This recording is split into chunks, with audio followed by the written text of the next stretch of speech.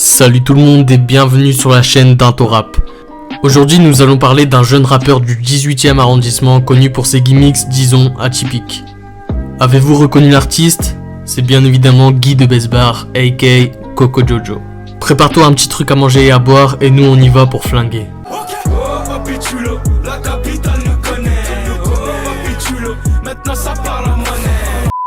Guy de Besbar, de son vrai nom Guy Fernand, est un rappeur français originaire du 18e arrondissement de Paris.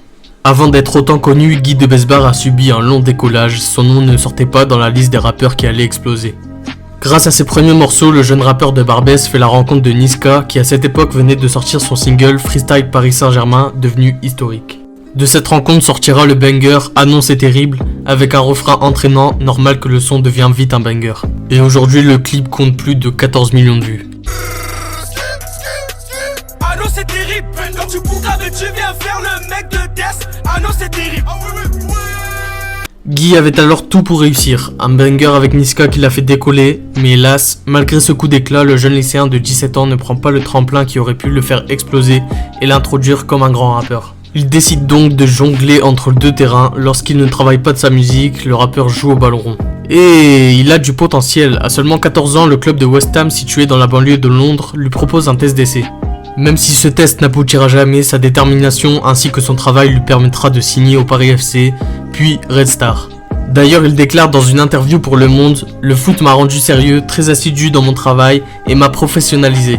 La discipline des entraînements m'a appris à être régulier et travailleur. » Mais le jeune rappeur de Barbès a du mal à trancher entre les crampons et le micro, alors pendant 5 ans il décide de pratiquer les deux domaines. C'est-à-dire assurer sa carrière musicale en sortant les mixtapes Jungle Volume 1 et 2 et assurer sa présence aux entraînements footballistiques. En 2017, le jeune rappeur continue sa série de freestyle Jungle et il a signé dans le label de Lacrim, Plata au Plomo. Et Lacrim va même mettre un titre en solo de Guy de Besbar dans son album Repro 3. Ton grand frère, tu verras par toi-même ta street c'est du réel. J'ai la chair de poule, je suis comme un fou, je vois les choses en grand, les pensées du style du staff FM. En mars 2020 débute la remontada pour Guy de Besbar. Un nouveau virus, le pays fermé, les gens confinés chez eux, les stades fermés, tout ce qu'il faut pour prendre sa carrière musicale en main. Le Coco Jojo décide de se réveiller et nous présente après le déconfinement sa série La Cale avec le premier épisode. La balle que mon poteau a tirée c'était pas pour lui mais pour toi. La balle que mon poteau a tirée c'était pas pour lui mais pour toi. Le résultat de ce freestyle est du moins bluffant. On sent le rappeur plus confiant, plus à l'aise, plus technique sur la prod. Le morceau est rempli de nouvelles gimmicks qui percutent les auditeurs et un refrain agréable et très efficace. Quelques semaines après cette réussite, il décide de sortir le morceau Bébéto, le nom d'un petit chez lui. Le morceau devient vite très viral. À l'heure d'aujourd'hui, le morceau compte un peu moins de 9 millions de vues.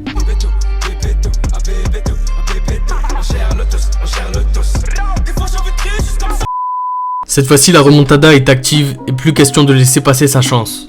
Avec la sortie de La Cale 2, il confirme son évolution et épate les auditeurs. On n'a qu'à écouter le début du son pour voir que Guy a fait des choses inimaginables sur une prod.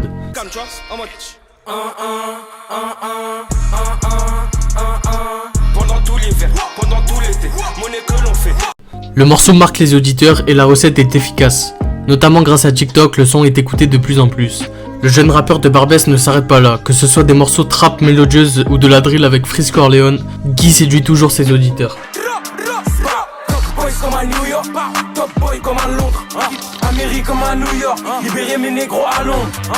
Il trouve une facilité à s'adapter à tout type d'instrumental, il propose une nouvelle manière de rapper jusqu'ici très rarement vue dans le rap français. Il rappe vite, marque un temps d'arrêt, chuchote, hurle, expressions atypiques et des adlibs incroyables. Tout cela lui permet d'avoir une recette unique et de l'appliquer à chaque morceau.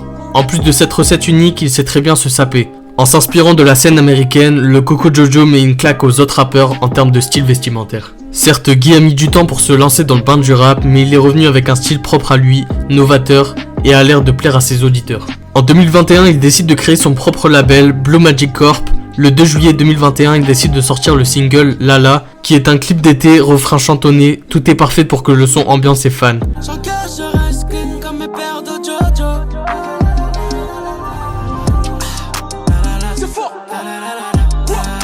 Le 4 novembre 2021, il est invité chez Color Show pour interpréter un titre inédit, Cracklanders, issu de son prochain album, sorti le 19 novembre 2021.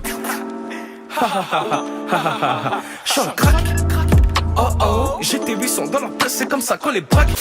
Ce son plaît à son public et la hype autour de son premier album est présente. Jour de vérité, le 19 novembre, il sort son tout premier album, Coco Jojo, avec des invités de taille, tels que Hamza, ZKR, Taiki, Mayo et j'en passe.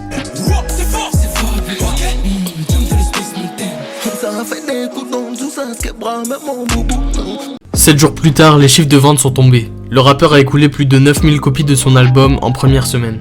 Il réalise bien entendu le meilleur démarrage de sa carrière et réalise des chiffres à la hauteur du buzz qu'il alimente depuis Bebeto, le marqueur de son retour en force.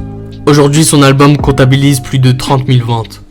Mais d'où lui est venue cette motivation de gérer plusieurs choses en même temps? Il le dit lui-même dans l'interview Le Code que le travail est la base de tout. T'as vu, dans le foot, même si j'ai eu beaucoup de moments de faiblesse, comme beaucoup de moments de joie, tout ça, tout. Mais tu vois, la base, c'est le travail. C'est clair. Ça ment pas. Le talent, ça ne peut pas suffire dans le sport. Ça suffit pas, mon ref. Pour conclure, Guy de Besbar a su ramener une nouvelle façon de rapper à sa manière, ce qui ramène de la fraîcheur dans le rap français. Il a su se faire sa place et sa remontada a enfin été réussie pour enfin devenir le rappeur que tout le monde s'arrache pour un featuring. En tout cas, voyons voir ce qu'il nous réserve pour la suite. Si la vidéo t'a plu, n'hésite pas à t'abonner et à lâcher un pouce bleu. Sur ce, je te laisse, c'était Into Rap et à bientôt pour de prochaines vidéos.